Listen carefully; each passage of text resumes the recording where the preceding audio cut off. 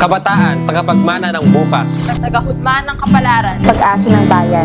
Panahon na para sumuway at maging mapangahas. Sumuway sa kasalukuyang ayos ng tarahasan. Magpumiglas laban sa lupit ng kahirapan. Sumalungat sa karaniwang agos ng kawalang pakialam. Ituwid ang tiwali. Iwaksi ang bulok. Ipagtanggol ang naapi. Kabataan. Magtanong. Maghamon. Pagtangka. Makisangkot. Kailangan mag-aral hindi lamang sa loob ng paaralan. Maghanap buhay upang maunawaan ang halaga ng paggawa. Maghabol ng mga pangarap. Makapagsilbi. Makilala ang sarili. Maging makabuluhan sa lipunan. Kabataan, kailangan magpatuloy. Kailangang pumadyak. Kailangang kumampay. Kailangang huminga. Sa oras ng pagkagipit. Nakakakuha ng lakas ang kabataan para lumangoy. Nakaagalit ng mga nagaganap. Katiwalian. Kahirapan.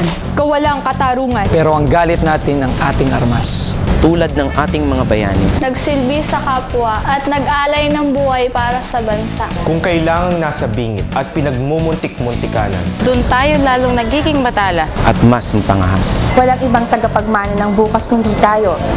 Walang ibang maghuhulma ng bukas kundi tayo. Kabataan, panahon na para sumuway at maging mapangahas. Ngayong eleksyon, susuway tayo sa dikta ng kawalang pakialam at kawalang katiyakan. Hindi tayo magkikimi. Nihihingi ng paumanhin.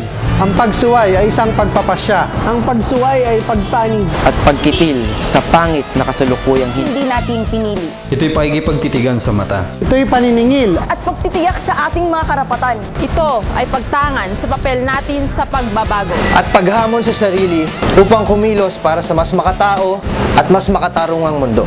Kabataan. Magtanong. Maghamon. Magtangka. Makisangkot.